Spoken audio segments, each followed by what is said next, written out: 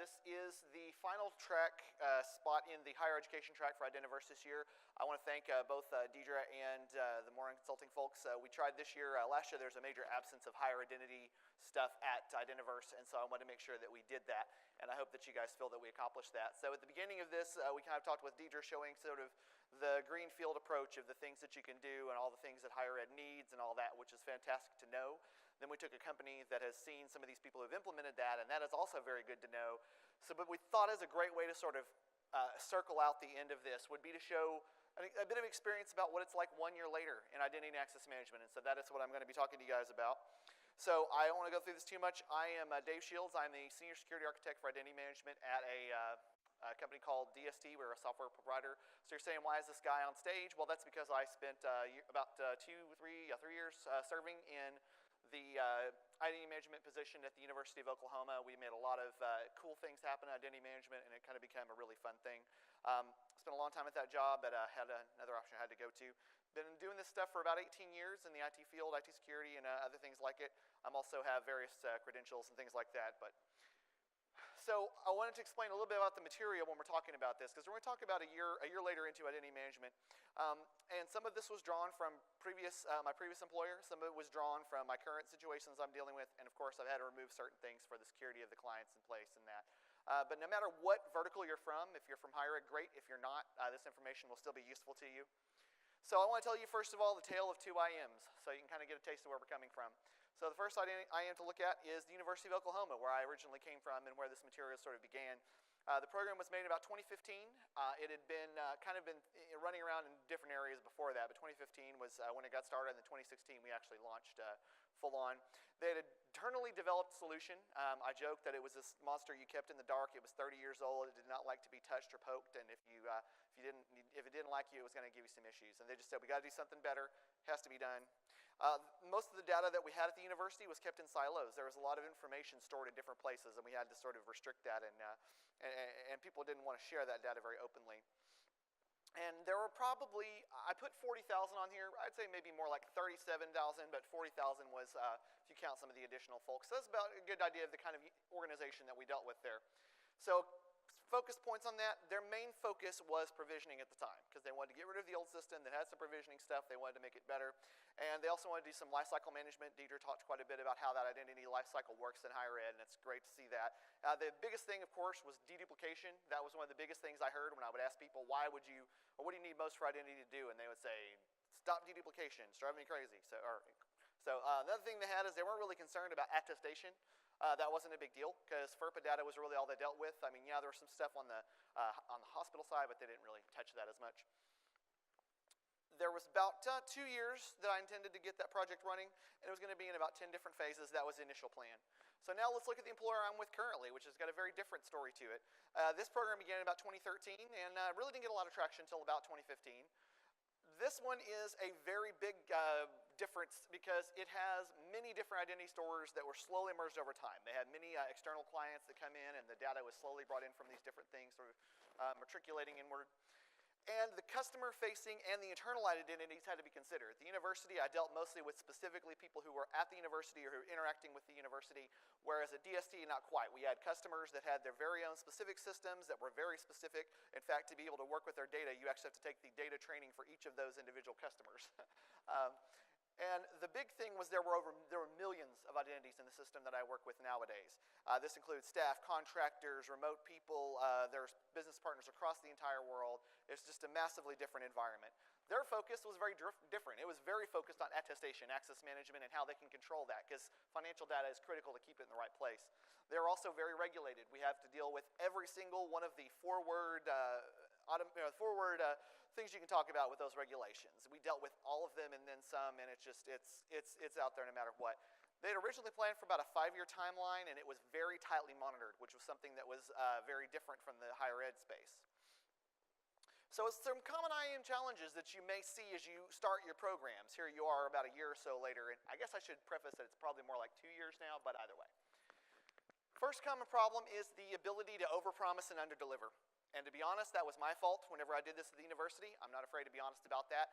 We said we could do all of these great things, and we really thought we could, but when we started to launch it and started to make things happen, it just didn't quite come together. Another thing is incomplete requirements. How many people here have walked in and knew the exact requirements your higher education institution needed? That's what I thought. So, what about that? There's scope adjustments too. That happens a lot. Higher ed moves fast. It changes all the time. There's simply no way for you to know what's going to come around the next corner. You know, this time a year ago, no one knew what MOOC even was. And here we are, we're talking about that a whole lot. So these things move very rapidly. You have to be able to work with that. Another thing that happens with these common identity management systems is the fatigue of the team. The longer an identity management program, or honestly any program goes on, the longer it takes and the longer that people get more beat down and tired. They use all of that energy and it's just like, oh, come on, can we get over with this? So you might have promised something like this, right? The nice, pretty car, very, very nice, got a lot of things. If you're not careful, you can overpromise these things. How many times have you wanted to walk into a car dealership and say, I'm going to get that BMW right there, and they say, well, let's look at your financing first. It's too easy to promise too much. You know, you want to make the customers happy. You want the people who are dealing with the system to be happy with you, but it's very easy to try to make them happy and not necessarily know what that's going to do to your environment. What you might deliver might look something more like this. So you can see, if you look there, this is right. This is the same thing. The color is right. It has wheels. But obviously, this isn't what you wanted. It looks kind of like what you had promised that customer whenever you started to develop it and offer it, but it didn't quite pan out that way. It also has parts of it that you probably don't like. You know, you have to say, oh, that part over there's got some duct tape, and you have to twist the crank to make it work this way.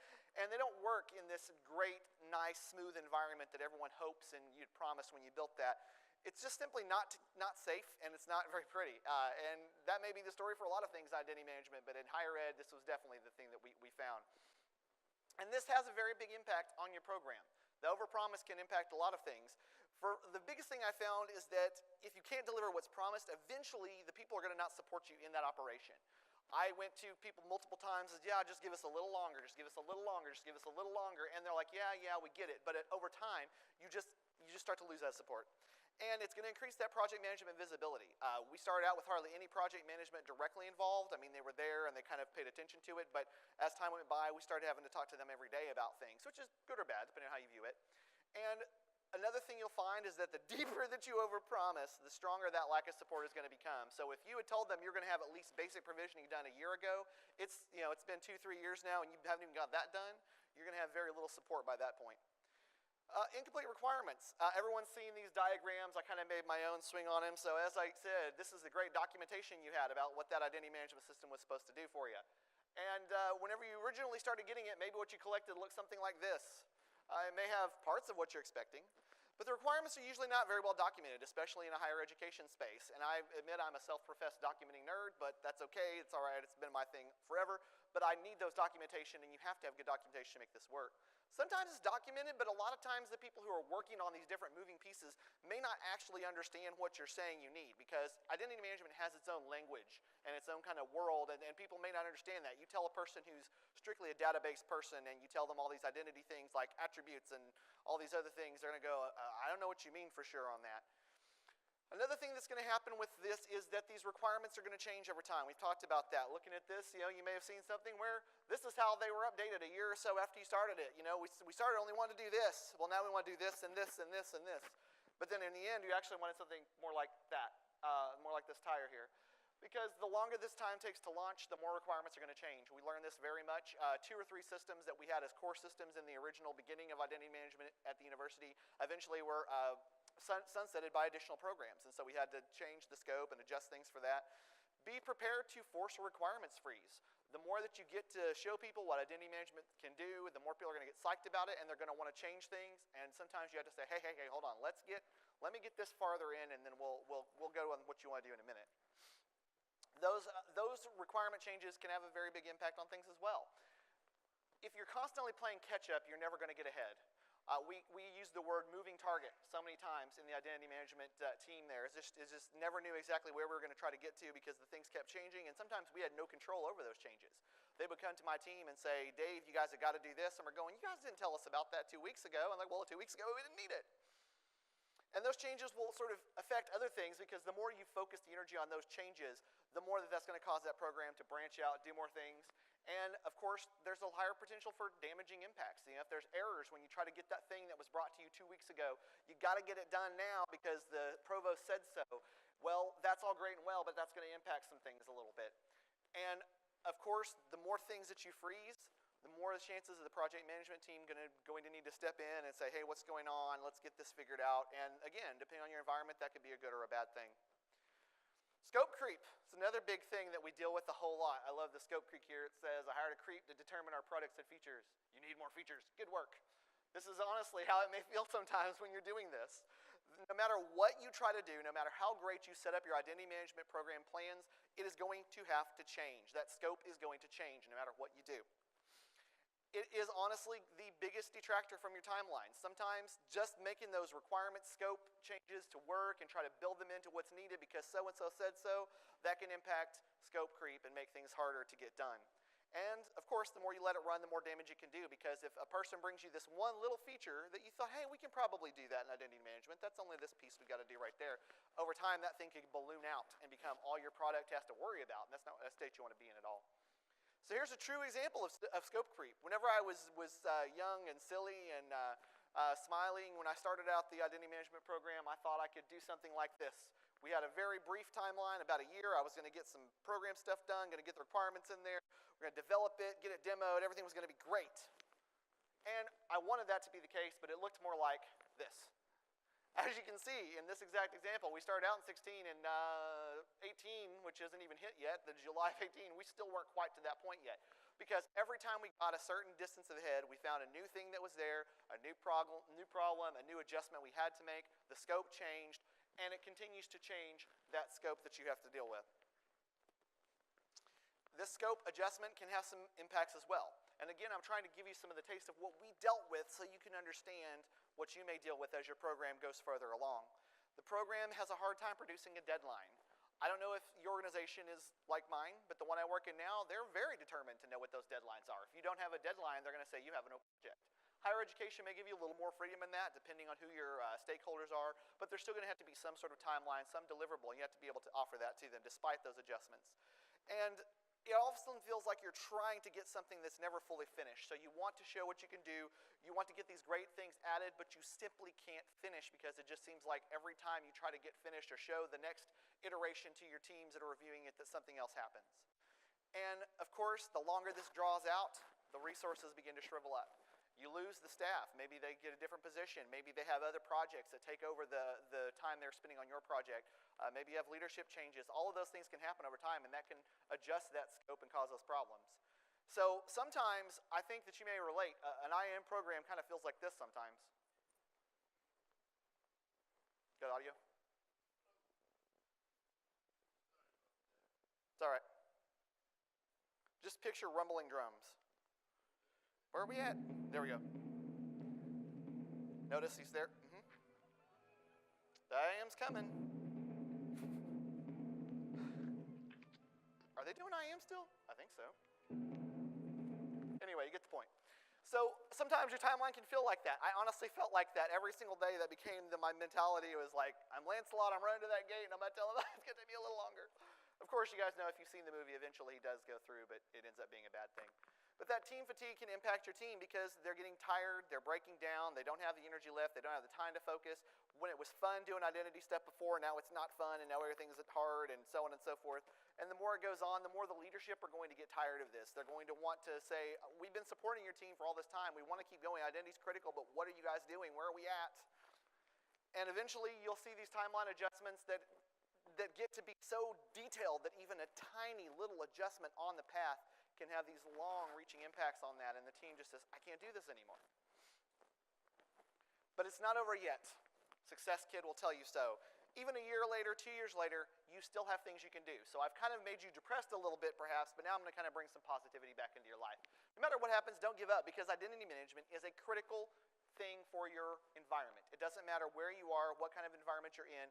Identity management has been, will, and always will be critical for your environment, and you have to remember that. Your program's going to be able to move forward no matter what. You just have to be able to work through some of these challenges and how you can get to the stage you need to be at. So how do you overcome those obstacles? This is where I was going to try to give you the positive side here. So the first thing to do that I had to do a few times was realign those expectations. It sounds as easy, it's not as hard as it sounds, but it's also not as easy as it sounds. Basically, you have to be able to save that face. You have to realign the expectations. I went to people many times and said, look, we did this way. We realized in hindsight that it was better to do it this way, or maybe it was brought to us to do it this way. We're working on that. Give us some patience, and eventually just a little bit of kindness goes a long way. Sometimes relaunching and rebranding is important. We started out as just saying the IAM platform, and then after it kind of got mired and all that in the time, eventually we got to where we said, okay, let's just call it IAM, period. And at that point, it seemed to be a little bit easier, and then finally we said identity at OU, and that helped us rebrand a little bit more. Deliver this thing when it needs to be done, even if it takes longer, because the last thing you want to do is release something that you say is ready, present it to the people, and it doesn't work, or it doesn't work like it's supposed to, because guess what? They're going to hate what you did, and they're going to come right back and go, I don't want the stupid identity management program, and then if you try to do anything else with identity management, you're going to have to fight that battle again. Again, honesty is still the best policy. You're going to make mistakes. You're going to have things that don't work like expected. You're going to not understand that path. Make sure you're honest about it and say, hey, we made a mistake, or so-and-so made a mistake. We're not going to even point to who it all is. This just has to be done differently. We're going to do it. So maybe you offered this, but perhaps you should be a little more realistic, because something like that is probably just fine. Still red, still flashy, still got a couple of the things you need, but you don't have to do all of that high-end stuff, make it fancy with all the whizzes and the bangs and the what's-its. You can easily just work through something like that and then eventually get a better car or upgrade your car as you go along. Get those requirements locked in as hard as you can, because I love this here. It talks about requirements freeze, and they said, what are we going to do? There's a freezer. Why is that here? Well, because they're going to be trying to change those requirements again. Don't be afraid to tell your stakeholders, guys, we can't do that. Just basically say to the stakeholders, we've got the scope that keeps adjusting. We need to lock it down. We need to move forward. Let's go ahead and do that. Work with your leadership and the project management team all the time and help them freeze any requirements changes so the team can catch up and get the work done and get it ready and get it delivered. You can't change the requirements either if you freeze things. Identity managers, I see you. If you say we're frozen, don't come back in and go, we're going to tweak this a bit. No, you're not. Remember, honesty is the best policy. Make sure that you scope accordingly. Focus on getting the minimum viable product. That's a term that comes out of the DevOps world. What is the most basic thing you can do to make that function work? Do that. And then you can make it look better later. Be realistic about the time you have to do, because there are a lot of things that are must-haves and a lot of things that are nice-to-have. You don't have to have the nice-to-haves. Do the must-haves, get the nice-to-haves later. Again, you can buy that red Sonata and then add the high-end stereo system later if you need to. Don't be afraid to say no or not right now. That was probably the hardest lesson for me, was to be able to go in front of the people who I had said I was going to give in this awesome vehicle and say, I can't do that right now, okay? I know we said that, and we're going to get there. It's just that we have to do this differently. I can't do that right now, or I'll have to do that later. And make sure that the data input and that you're getting for your system is focused on the owner of that data and not on your system, because it's easy for people to say, we're the identity management system, we want to own that data, and sometimes you get bad data out of one of those things that you're supposed to work with. Put that focus back over to the ones who own that IAM source of record and say, hey guys, clean this data up so we can make this better. Got to rebuild those relationships, build bridges, not walls. This is another lesson I learned the hard way. You have to be willing to step up and say, all right, I know you and I have been fighting like cats and dogs over this, but let's make this work. I want this to succeed, so do you. Make those bridges, not those walls.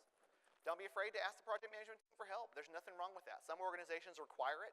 Some organizations offer it as a nice to have, but if you have project management folks available, the rules from the laws of leadership, one of them was the law of the lid. Learn where you stop and find someone who can help you get beyond that. And it's possible to extend that timeline one final time, but if you do an extension to your timeline too many times, eventually you need to stop and say, all right, this is the realistic timeline, this is your allocation, and don't deviate from it no matter what you have to do. When all else fails, document. If you had something that broke or something didn't work like you expected, make sure that the people know that. Write it down, make a communication post about it, and say, we were trying to do this with identity management, this happened, we have to do something differently. So I kind of rushed through all of that. I hope I gave you an opportunity. Here's some information you can contact me with. There's my email address there, as well as my LinkedIn profile. I'm looking at the clock. Let's see here. Wow, I'm right ahead of you guys. We've got about 3 or 4 minutes. So if you guys have questions, I'll be more than happy to listen, talk to hear what y'all have to say. Mike? Oh, it's down here at my desk, sorry. Right here where I was sitting. Yeah, that was my bad. Turn it on. We'll get there. It's the tap on the front. I just say it, I'll repeat it.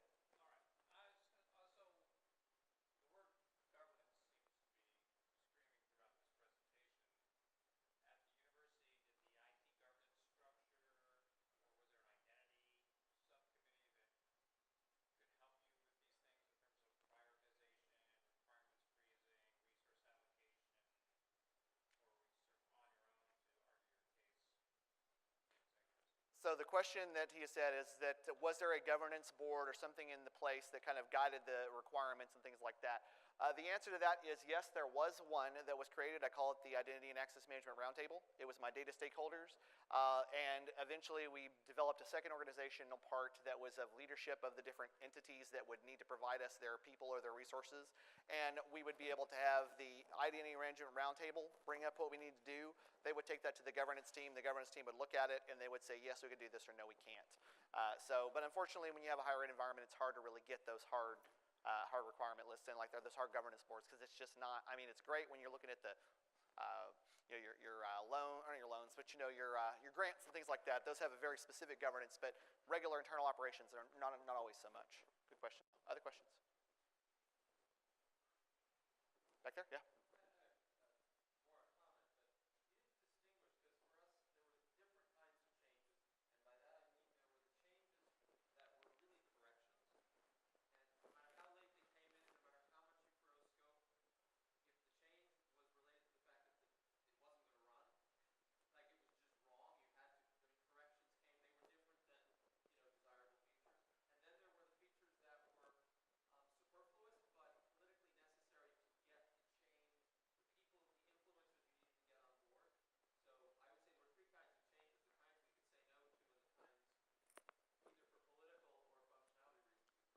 That is very true. So there are certain things like that you do deal with that. And I try not to get too deep in the detail about the way that it worked. But yes, a perfect example. There was a preferred name project that came through at the university right before I was leaving there. And it was as part of the student diversity team was talking about it. And they said, well, if you have someone who's from an LGBTQ group and they don't want to be called their name that they were at birth, we didn't have really a method for doing that. And so eventually we said, well, that's great, and we can fix that. We'll have to do this and that. But they said, okay. And then about 3 or 4 weeks later, they said, no, that has to happen now. And at that point, we said, okay, no problem. So we stopped, and we ended up going and saying, all right, guys, let's get preferred. Let's add an attribute for preferred first name, preferred middle name, preferred last name. Get it in there. One of the governance people said, just do preferred first name. That's all we're allowed to do. And I said, okay, guys, I don't know if that's the best idea, but we'll do that. And we did that. And you know what? About a week later, the guy who said that had to be done came back and said, yeah, about that preferred middle and last, yeah, we probably need to do that. So yeah, those things do come up from time to time where there are things that you can change, and there are things that it's just, it's wrong. You got the data in there wrong. You did the wrong operation. Or there are those things that are politically motivated. Those happen as well. Any other comments, questions?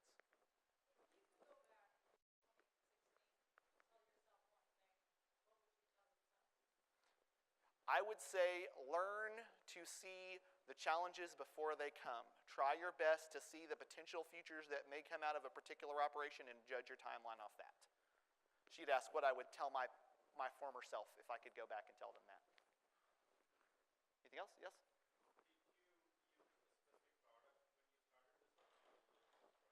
We did. I didn't want to necessarily use it as a podium because it's not a functionality. We did have a software solution we chose. If you'd like to speak to me afterwards about what we chose, I'll be happy to talk about that. Anything else? Well, I think we're about ready to go up to the key end note for the night. So thank you guys, and I hope you have a great day. Thank you.